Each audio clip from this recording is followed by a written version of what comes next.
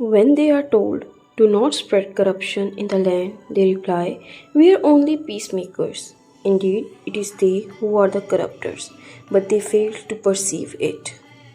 And when they are told, "Believe as others believe," they reply, "Will we believe as the fools believe?" Indeed, it is they who are fools, but they do not know. When they meet the believers, they say, "We believe." But when alone with their evil associates, they say, "We are definitely with you. We were only mocking." Allah will throw their mockery back at them, leaving them to continue wandering blindly in their defiance.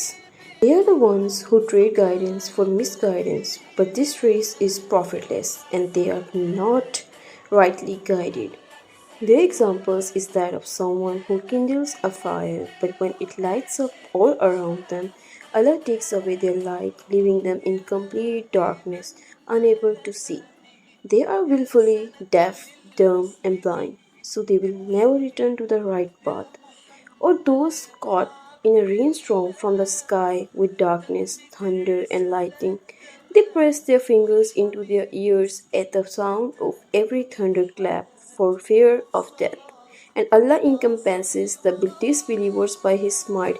It is as if the lightning were about to snatch away their sight. Whenever lightning strikes, they walk in its light, but when darkness covers them, they stand still.